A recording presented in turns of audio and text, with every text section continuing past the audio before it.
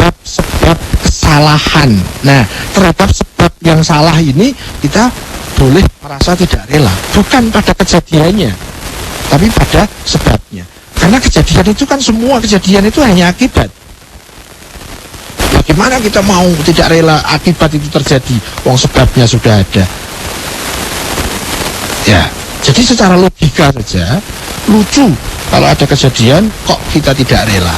Padahal setiap kejadian itu terjadi itu sudah didahului oleh sebab-sebab sebelumnya.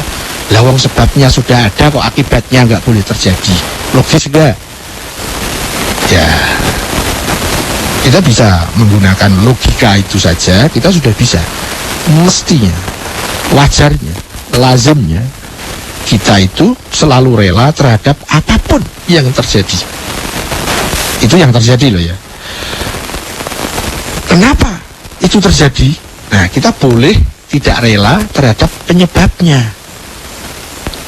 Apalagi kalau kita yang punya, saya yang punya sebab buruk di situ sehingga terjadi. Ya, saya punya sebab buruk sebagai seorang bapak, tidak serius di dalam mendidik anaknya sehingga anaknya menjadi anak yang tidak bermutu. Sebabnya saya. Nah, terhadap sebab itu kita tidak boleh tidak rela. Tapi terhadap kejadiannya, kejadian itu terjadi, dia sudah menurut hukum yang ada. Karena sebabnya ada, ya akibatnya ngikut. Jadi lucu kalau terhadap kejadian kita tidak rela. Kalau kita mau tidak rela, bukan pada kejadian, bukan kepada hasilnya, tetapi kepada prosesnya, kepada sebabnya. Kegagalan itu ada pada proses, bukan pada hasil, bukan pada akibat. Akibat, hasil itu hanya ngikut sebab-sebab yang mendahuluinya. Nah, itu kalau dengan logika saja, saya rasa cukup ya, untuk paham. Tapi paham itu masih daerah kepala. Bagaimana itu bisa membentuk kesadaran? Itu butuh manajemen diri, sehingga dirinya punya kepribadian rela terhadap apapun yang terjadi. Manajemen diri yang paling efektif adalah pada saat kita menjadikan nurani menjadi komandan. Bagaimana untuk mempermudah agar saya itu tidak dikomandani oleh nafas saya, tapi dikomandani oleh nurani saya? Cara yang paling praktis adalah dengan menerapkan, mempraktekkan tauhid, menjadikan Tuhan sebagai panglima, menjadikan Tuhan sebagai Tuhan, menjadikan Tuhan sebagai bos hidup kita, menjadi komandan pemimpin kita. Itu cara yang paling praktis. Jadi apa kiat-kiat saya agar saya ridho terhadap apapun yang terjadi? Kalau yang sesuai yang kita inginkan kan tidak butuh ilmu ya.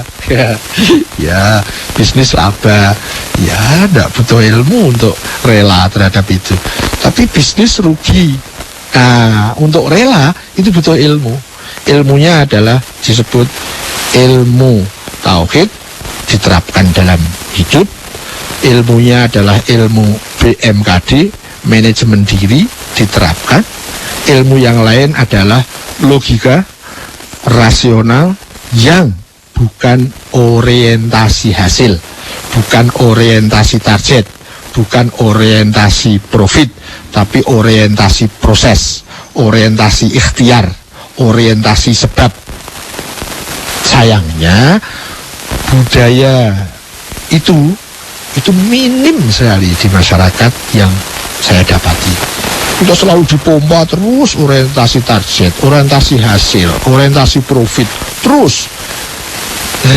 Sehingga kita mudah sekali pada saat tidak sesuai dengan keinginan, tidak sesuai dengan kehendak, tidak sesuai dengan target, kita kecewa. Siapa yang rugi? Ya saya sendiri. Ya saya mau mudah kecewa apa enggak? Tergantung saya. Semakin saya mempelajari tauhid, menerapkan tauhid, mempelajari BMKD, menerapkan BMKD, menerapkan orientasi tugas, bukan orientasi profit, hidup saya semakin tenang, hidup saya semakin rela, hidup saya semakin enjoy. Siapa yang laba? Saya juga kan. Ya, kita boleh pilih deh. Nah, itu kira-kira frame besar yang ada pada proses yang saya alami. Ya, sebetulnya pakai rasional saja cukup kok. Kalau kita ini tidak mungkin apa ya namanya, tidak rela terhadap yang terjadi. Memang kita bisa apa? Iya, sudah terjadi, terus kita tidak rela. Apa untungnya? Oh, tetap saja kan sudah terjadi kok, kita nggak rela. Jadi nggak logis toh, tidak rela itu. Memang kalau sesuatu sudah terjadi, tsunami sudah terjadi, terus kita nggak rela, memang berubah itu kejadian, enggak kan? Dan itu akan mempengaruhi sikap kita berikutnya terhadap kejadian itu. Kebakaran, kita nggak rela, terus apa untungnya kita tidak rela terhadap kejadian kebakaran itu? Ya kita harus rela, nggak mungkin tidak rela. Tidak rela pun tidak mengubah apa-apa, tapi membuat diri kita menjadi negatif. Sikapnya juga menjadi tidak proporsional terhadap kejadian itu. Karena tidak rela, nanti muncul kekecewaan. Karena tidak rela terhadap kejadian, ada muncul dendam, muncul macam-macam yang sifatnya negatif, muncul keluhan-keluhan, muncul sampai kepada melemahkan spirit, sampai ke putus asa dan sebagainya. Ya, jadi tidak rela terhadap kejadian itu salah satu penyakit yang sangat merugikan diri kita. Ya, kalau kita bisa menguasai ini saja, rela terhadap segala kejadian, itu hidup kita sudah jauh. Saya ulangi, relanya terhadap kejadian, ya, bukan kepada sebab apa itu terjadi. Nah, kalau kita ingin tidak rela, ada satu kejadian yang kita nilai kejadian itu buruk misalnya. Orientasi kita harus kepada sebab, bukan kepada hasilnya, bukan kepada akibatnya, tapi kepada penyebabnya. Kalau kita ingin tidak rela itu terhadap sebab-sebab yang buruk sehingga kejadian-kejadian buruk itu terjadi. Tetapi kejadian buruk itu terjadi, dia kan hanya akibat. Karena ada sebab sebelumnya, dia hanya ngikut. Jadi jangan kita salahin, jangan kita tidak rela. Kalau kita mau salahin, kalau kita mau tidak rela, itu terhadap sebab kenapa itu terjadi. Kejadian itu kan hanya ngikut terhadap sebabnya. Itulah. Ya, dengan logika kita sudah bisa paham. Tapi untuk menjadi sebuah karakter, menjadi kesadaran, itu butuh manajemen diri. Bagaimana mempermudah manajemen diri? Mendahulukan nurani. Bagaimana agar bisa menjadikan nurani sebagai pemimpin kita? Kita jadikan Tuhan sebagai komandan saya, sebagai bos saya, yang menguasai saya. Itu yang disebut Tuhan Maha Kuasa. Tuhan Maha Kuasa itu bukan kepada alam semesta, ya itu ya, tapi itu bukan yang terpenting. Yang terpenting Tuhan Maha Kuasa itu terhadap diri saya. Apa Tuhan Maha Kuasa terhadap diri saya? Itu yang terpenting. Karena kalau Tuhan Maha Kuasa terhadap alam materi, alam non materi, ya itu sudah tahu, semua sudah tahu. Dan iya, pertanyaannya adalah Tuhan Maha Kuasa, apakah sudah Maha Kuasa terhadap diri saya? Itu yang paling penting. Dan itu adalah salah satu didikan di dalam BM tadi, proses menuju kesejahteraan diri. Oke, Siwo. Yes, waktunya. Ya, Siwo. Kita sambung lagi sesi berikutnya, Siwo ya. Oke, baik Siwo. Terima kasih. Sampai ketemu lagi. Assalamualaikum. Baik, Dance.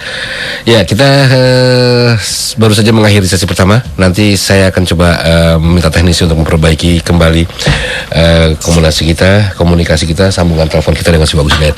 Dan sebelum kita lanjut di sesi berikutnya, atau di sesi kedua, Anda juga bisa mengirimkan SMS ya, Dance di 081-880-1058 atau bisa telepon juga di 021398359906, satu orang saja ya. Sebelum kita lanjut di sesi berikutnya, kita dengar dulu yang berikut ini.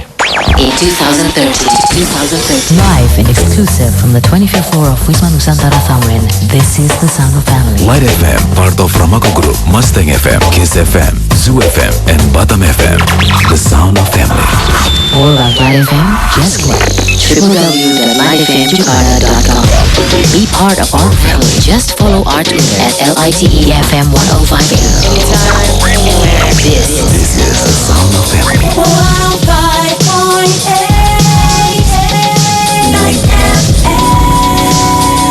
Stay close to your family. Hai Light Audience, pikiran bawah sadar memiliki satu sifat yang khas, yaitu meyakini segala hal yang kita katakan dan bertindak sesuai dengan yang kita katakan. Pikiran bawah sadar tidak hanya meyakini dan bertindak berdasarkan kata-kata yang kita ucapkan, tapi secara lebih mengejutkan, pikiran bawah sadar juga meyakini dan bertindak berdasarkan pikiran-pikiran kita, terutama pikiran yang benar-benar dihidupkan oleh emosi positif atau emosi negatif. Jadi mulai sekarang, perhatikanlah apa yang sering muncul dalam pikiran Anda atau dalam suara hati Anda. Apapun yang dominan di sana, itulah yang nantinya akan terwujud di dalam realita fisik Anda. Saya Aris Sandi, The Big Performance Coach dari arisandi.com untuk Light FM. Jika Anda ingin mendapatkan pembelajaran-pembelajaran yang lain, silakan kunjungi website saya arisandi.com untuk mendapatkan artikel ataupun audio-audio lain secara gratis. Salam hebat untuk Anda. Anda masih mendengarkan Berproses Menuju Kesejatian Diri bersama Siwo Agus Hidayat.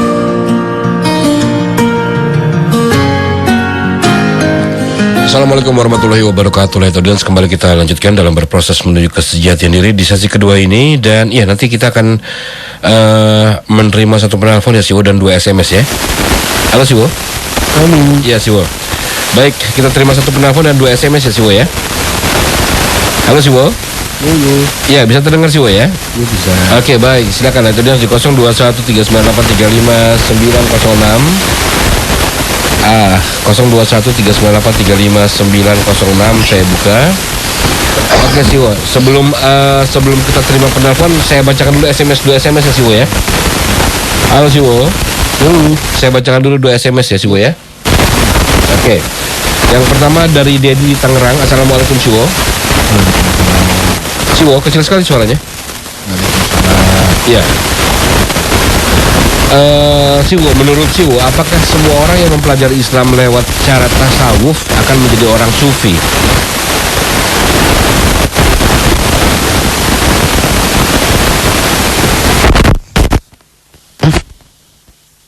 Siwo?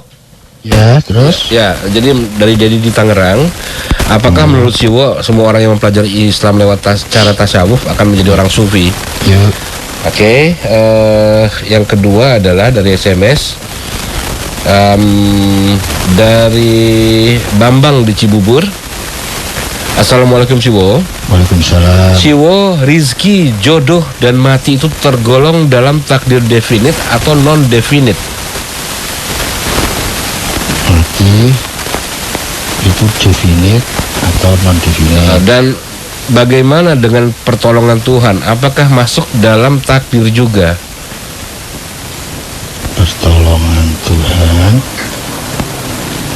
definite atau non definite? Iya, mungkin. Ya baik. Itu yang dari S2 SMS dan kemudian dari telepon. Assalamualaikum. Waalaikumsalam. Dengan siapa ini? Dengan Iban Bekasi. Izan atau Iban? Ya, halo. Halo, dengan Iban atau Izan? Iban ya, di Bekasi. Silakan Iban. Assalamualaikum Siwo. Waalaikumsalam warahmatullahi. Ini mohon disaringkan ini mengenai dialog antara Tuhan dengan Adam pada saat penciptaan pertama itu. Dialog antara Adam dengan setan ya? Dengan Tuhan. Oh, dengan Tuhan, maaf. Adam dengan Tuhan. Ya, dialog antara Tuhan dengan Adam dan dengan iblis. Ya. Mohon disaringkan. Kemudian apakah Tuhan itu mempunyai nafsu? Oke, baik. Itu saja ya Mas Iban ya. Baik, terima kasih. Halo? Ya, gimana? Halo? Ya. Mas Sam? Halo? Ya, gimana Mas Iban? Kalau saya pengen ketemu dengan audiens yang suka telepon itu gimana caranya? Itu aja, Ustaz. Oh begitu ya. Oke, baik. Ya, Baik, terima supaya kasih. saling kenal barangkali lebih baik. Oke, baik. Terima kasih. banyak. Assalamualaikum. Waalaikumsalam warahmatullahi wabarakatuh. Pertanyaan terakhir bisa dijawab mungkin sih, Wol? Sebelum membahas sharingnya. Ya, dimulai dari teleponnya lah. Oh gitu ya. Bukan, maksud saya pertanyaan dari Mas Iban tadi yang terakhir. Kalau mau Yang terakhir kita adakan gathering aja. gathering ya.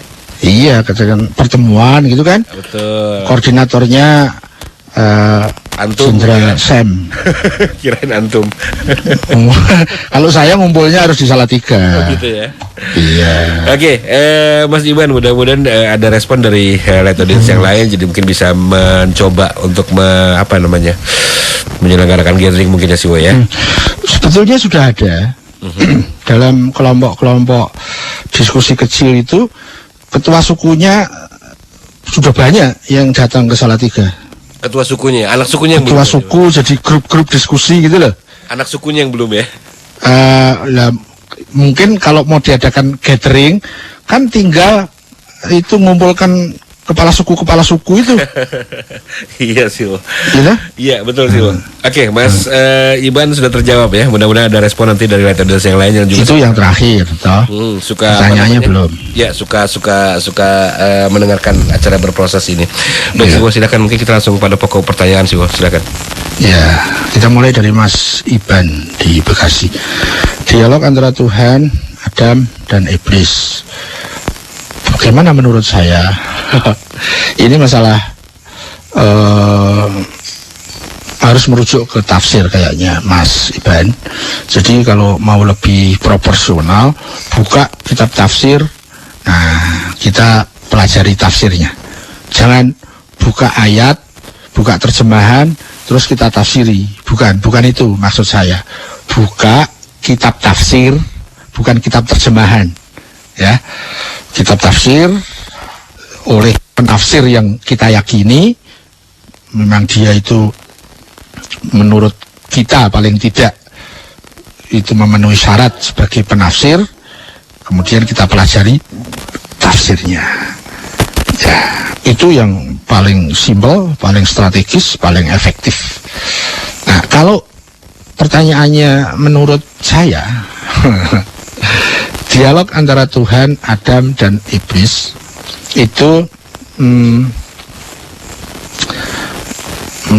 jadi yang saya pahami ya begini.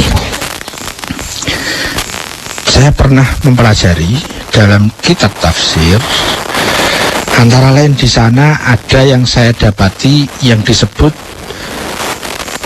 ada dibedakan bahasa komunikasi dan bahasa eksistensi. Ada bahasa komunikasi dan ada bahasa wujud, bahasa eksistensi. Wujud itu bahasa Arab, bahasa agak filsafat itu namanya eksistensi. Kalau bahasa Indonesianya bahasa keberadaan. Ya. Nah,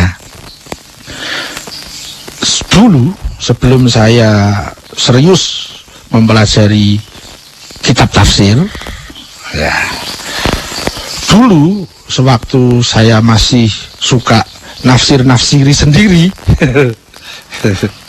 saya hanya punya pemahaman bahwa dialog antara Tuhan, Adam, dan Iblis itu masuk pada bahasa komunikasi.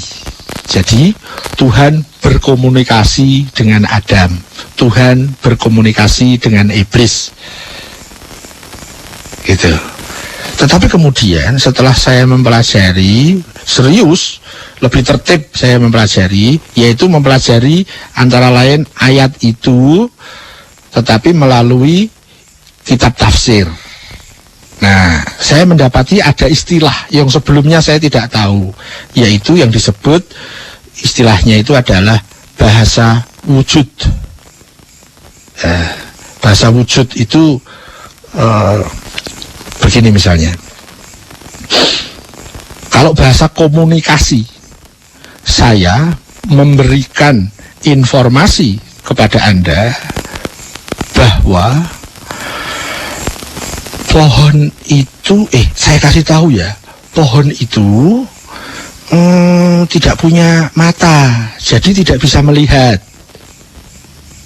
Ya, itu namanya bahasa komunikasi, bahasa informasi. Kalau bahasa wujud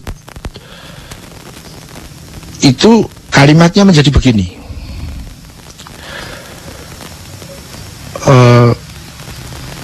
Pohon tidak bisa melihat saya. Maksudnya bahwa pohon itu tidak punya mata. Menegaskan eksistensi keberadaan pohon itu tidak proporsional kalau dihubungkan dengan melihat atau tidak melihat. Kenapa? Karena tidak punya mata. Ya. Jadi kalau kalimatnya begini, ada dialog saya dengan pohon. Wahai pohon, saya tahu bahwa selamanya kamu tidak akan bisa melihat saya. Itu kalau dilihat dari perspektif bahasa komunikasi, bahasa informasi, jadi lucu. Loh, kan pohon kan nggak bisa, nggak punya mata, masa melihat saya? Itu saya menggunakan bahasa wujud. Pohon selamanya tidak akan pernah bisa melihat saya. Saya mencoba membuat analogi ya. Kalau saya menggunakan bahasa wujud, maka kalimat itu bisa difahami, yaitu menegaskan bahwa eksistensi pohon itu tidak punya mata, sehingga memang tidak bisa melihat. Ya. Misalnya bahasa dialognya, tapi jangan lupa ya, perspektifnya bahasa eksistensi. Saya bertanya kepada pohon, wahai pohon, bisakah kamu melihat saya? Saya pastikan bahwa kamu selamanya tidak akan pernah melihat saya. Ya, itu bukan berarti saya sedang dialog dengan pohon itu, tidak. Saya menggunakan bahasa wujud, bahasa eksistensi yang menegaskan bahwa pohon itu tidak bisa melihat. Ya, dulu saya sebelum mempelajari ayat melalui kitab tafsir, saya nggak pernah punya pemahaman dengan istilah bahasa wujud atau bahasa eksistensi itu. Ya, termasuk di dalam ayat tadi,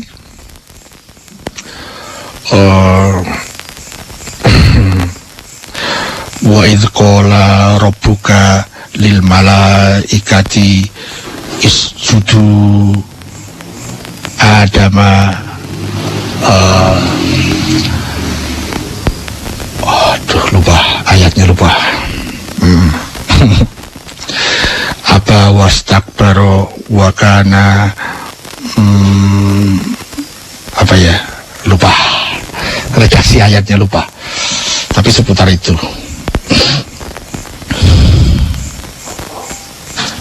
Wa idh qala rabbuka li adama isjudu.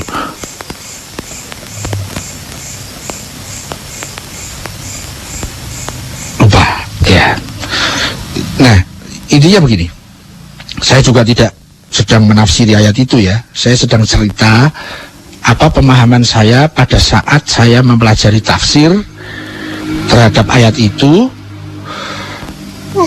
Dulu saya suka menafsiri sendiri, dan kemudian saya mempelajarinya melalui kitab tafsir.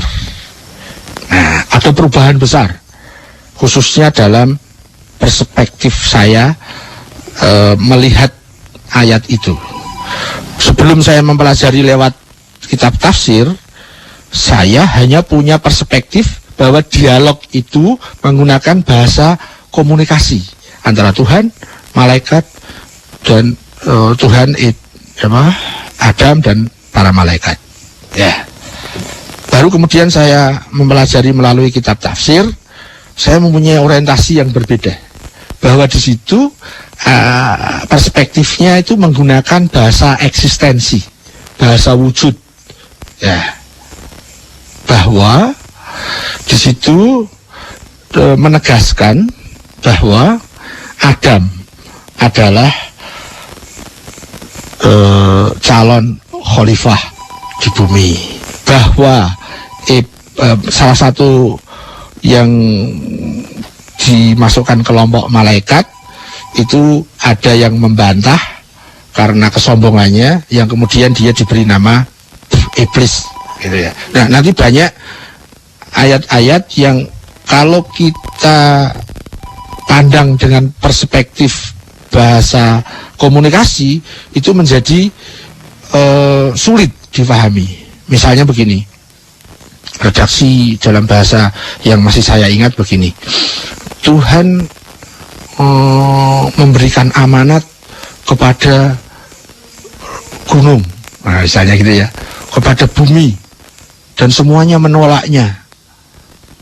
Kemudian manusia yang menerima amanat itu, ya misalnya gitu. Nah, kalau Tuhan memberikan amanat kepada gunung, lah kan berarti Tuhan bodoh toh, nggak ngerti bahwa nggak mungkin lah masa gunung menerima amanat kepemimpinan, misalnya menerima amanat keteladanan tauhid, ya kan? Yang salah Tuhan apa gunungnya? Kalau gunung menolak juga bukan dalam makna dia punya kehendak dan menolak, bukan. Nah, itu kecekel, kepegang, mudah dipahami setelah saya mempelajari melalui kitab tafsir, dan di sana saya mendapati ada istilah yang sebelumnya saya tidak tahu, yaitu yang disebut dengan bahasa wujud, bahasa eksistensi. Bahasa eksistensi di situ menegaskan bahwa mustahil gunung itu mampu menerima amanat ini. Yang mampu menerima amanat hanya manusia. Dan di akhir nanti ada kan, inna nafsa zaluman jahula misalnya. Itu kalau difahami dengan bahasa berita, itu kacau lagi. Paling tidak itu yang pernah saya alami dalam fase-fase pemahaman saya. Itu yang bisa saya sharingkan tentang bagaimana pemahaman saya terkait dengan dialog antara Tuhan, Adam, dan para malaikat. Ya. Terus pertanyaan berikutnya, apakah Tuhan itu punya nafsu? Jawaban saya jelas, tidak. Kenapa? Nafas itu merupakan sintesis. Jadi ada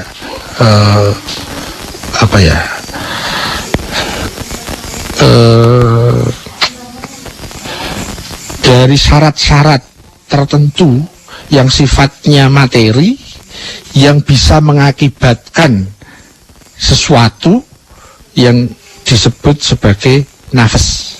Jadi nafas itu bahan dasarnya itu sering disebut dengan bahan dasar dari bawah, dari bumi. Sehingga binatang juga punya, manusia juga punya nafas itu. Tapi kalau binatang tidak punya nurani, karena nurani itu unsur dari atas. Ya, malaikat itu tidak punya nafas. Lah, nafas itu unsur dari bawah. Setelah ada sperma, ovum bergabung menjadi embrio, menjadi bayi. Nah, dia punya nafas. Bayi sapi, bayi manusia, kedua-duanya punya nafas. Sesuai dengan syarat-syarat yang terjadi, sebab terpenuhi, maka akan mengakibatkan adanya nafas. Ya, itu sebagai akar dari potensi manusia, juga potensi binatang. Pada binatang akan tetap pada sifat hayawani, sementara pada manusia bisa dimanage menjadi dari hayawani menjadi insaniah atau manusiawi. Ya, jadi kalau pertanyaannya Tuhan punya nafas, menurut ilmu saya sangat jelas tidak. Ya. Terus kita ke SMS Mas Dedi di Tangerang. Semua yang mempelajari Islam melalui tasawuf Apakah dia akan menjadi orang sufi? Tidak.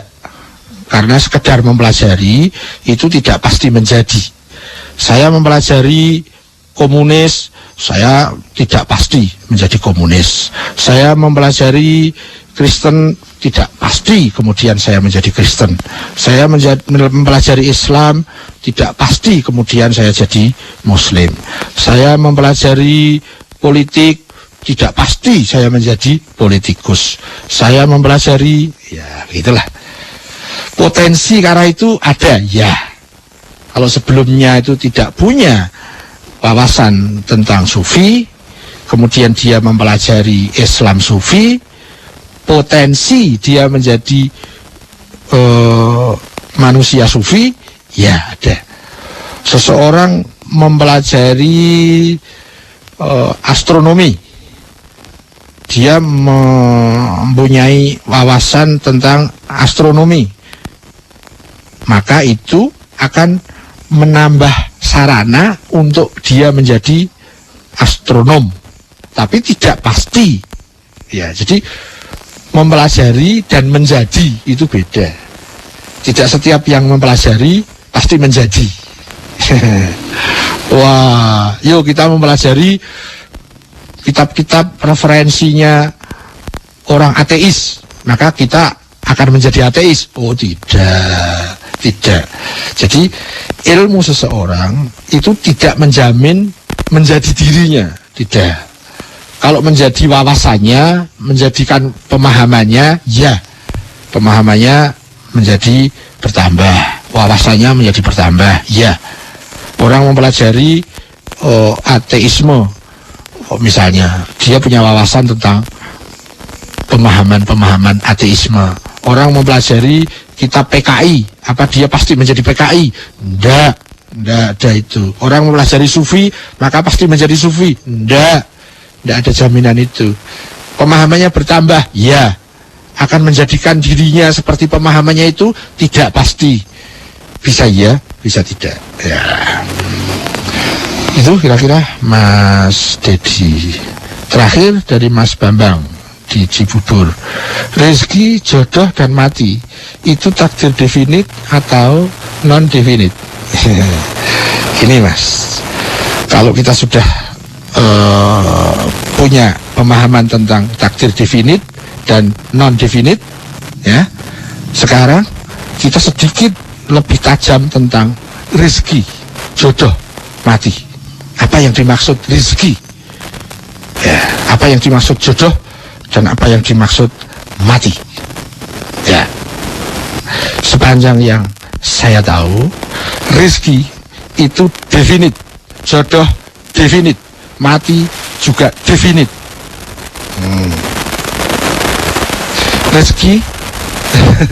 Rezeki itu maksudnya rezeki saya, bukan rezeki orang yang saya ambil. Itu bukan rezeki. Ya, koruptor itu mengambil rezeki orang lain, bukan rezekinya diambil. Tapi kalau yang benar-benar rezeki saya itu definit. Ya, yang benar-benar rezeki saya itu pasti sudah disediakan yang benar-benar bisa menyempurnakan diri saya dari sisi rezeki. Itu definit. Apalagi rezeki udara saja kita ini sudah dilengkapi, karena itu akan menyempurnakan diri kita. Kita diadakan di dunia untuk dilengkapi semua hal yang menjadikan kita bisa berproses menyempurna. Ya, semua sudah dilengkapi. Oh, kita butuh makan, makanan ada. Kita butuh minum, air ada. Kita butuh udara, ada kok udara. Dan seterusnya. Termasuk setiap kita yang diadakan dan kita butuh rezeki untuk sempurna. Rezeki itu sudah ada, disediakan untuk kita, yang betul-betul rezeki saya. Ya, tugas kita adalah berikhtiar menjemputnya, bukan membuat, bukan menciptakan, bukan berinovasi kreatif menciptakan rezeki. Tidak, Tugas kita adalah mencari jadwalnya kapan, tempatnya di mana. Ya, pasti ketemu rezeki kita, pasti. Masalahnya, ikhtiar kita memenuhi syarat apa tidak. Demikian juga jodoh. Misalnya jodoh di sini adalah laki-laki dan perempuan. Perempuan mana yang paling efektif, maksimal keberadaannya itu bisa mensupport kesempurnaan saya, mensupport masa depan saya, mensupport kebahagiaan saya, mensupport kesempurnaan saya. Itu sudah disiapkan dan itu definite. Masalahnya kita mampu tidak memenuhi syarat. Ya, jadi definite yang untuk mencapainya ada takdir non definite. Ya, demikian juga mati. Mati itu definite. Ya, mati definite. Ada mati yang terbaik untuk saya dan itu memang difasilitaskan untuk saya. Tugas saya adalah berikhtiar menjemput mati yang definite itu. Sudah disiapkan. Saya bisa enggak? Nah, kemarin dibahas mati yang definite, yang terbaik untuk saya, itu yang disebut dengan ajal musamma. Jodoh yang dimaksud itu bukan sekedar suami atau sekedar istri, tapi jodoh. Kalau mencari istri itu dengan cara salah bisa, mencari suami dengan cara selingkuh bisa. Tapi kalau untuk mencari yang definite, yang jodoh, wah, syaratnya harus terpenuhi, ikhtiar-ikhtiarnya harus terpenuhi. Demikian juga rezeki. Rezeki yang definite memang dipersiapkan spesial untuk saya, untuk istri saya, untuk anak-anak saya. Itu sudah. Tinggal bagaimana kita memenuhi syarat untuk menjemputnya, untuk menggapai, untuk mengambil. Ya, kalau kita tidak hati-hati, kita ngambil rezeki orang. Ya, terjadi bentuk kezaliman. Kalau tidak hati-hati, kita kedapatan mati yang mati tidak bermutu. Ya, takdir definite, tapi menggapainya melalui takdir-takdir non definite. Itu yang saya tahu. Terakhir, lalu bagaimana dengan pertolongan Tuhan? Definite apa non definite? Sama. Pertolongan Tuhan itu definite dan Allah Maha menolong. Setiap orang sudah disiapkan segala bentuk pertolongannya yang sesuai dengan keunikan personal, sesuai dengan skala keadilannya, tetapi disyaratkan dengan ikhtiar yang non definite. Ya, jadi itu mengkait dua takdir, definite dan non definite. Definite yang harus diikhtiari dengan takdir-takdir non definite. Jadi tergantung kepada kita. Tuhan sudah menyediakan, kita mau ngambil apa enggak? Ya, analogi kecil begini. Kalau Anda jadi tamu, misalnya tamu saya sebagai tuan rumah melaksanakan kewajiban ngasih minum sama tamu. Sudah disediakan. Terserah Anda mau ngambil apa enggak. Ya, itu. Kalau Anda salah ngambil, jangan ngambil minuman temennya. Gitu kira-kira. Apalagi kalau salah ngambil, akhirnya gelasnya ke tampar tangan gitu, malah tumpah. Misalnya seperti itu. Itu analogi yang amat kecil, tidak relevan sebetulnya untuk jadikan analogi, hanya sebagai jembatan agar kita mudah memahami saja. Gimana, Bro? Ya, waktu sudah habis, Habis. Ya. Apa, melanggar berapa menit? Sedikit sih, hanya 7 menit. 7 menit. Ya, udah. Saya jangan dihukum ya. Enggak sih, ngeri ya kalau hukumnya sih. Jangan dendam ya. Enggak sih, itu kan definite sih. Bukan. Jangan cemburu ya. Nanti terus dimutilasi, wah gawat. Gitu, mohon pamit teman-teman semuanya. Terima kasih partisipasinya. Mohon maaf kalau ada kekurangannya. Semoga kita dipersaudarakan dalam berproses menuju kesejatian diri. Mohon pamit. Walhamdulillahirrabbilalamin. Assalamualaikum warahmatullahi wabarakatuh. Waalaikumsalam warahmatullahi wabarakatuh. Terima kasih Siwa Agus Hidayat. Dan itu dia, dengan demikian berarti sudah cara berproses menuju kesejatian diri untuk edisi hari ini, hari Kamis tanggal 14 Maret 2013. Insya Allah minggu depan di jam dan waktu yang sama kita akan kembali sharing bersama Siwa Agus Hidayat ya. Akhirnya saya Sam Onyx dan juga Jack Plam Plam, produser, dan Isnadi Sarif Mokodompit maksud saya. Iya, mohon diri. Nanti kita akan ketemu lagi dalam Light and Time sampai jam 12 malam ya. Wabillahi taufiq wal hidayah. Wassalamualaikum warahmatullahi wabarakatuh. Terima kasih. Anda sudah mendengarkan Berproses Menuju Kesejatian Diri bersama pemikir spiritual Siwo Agus Hidayat.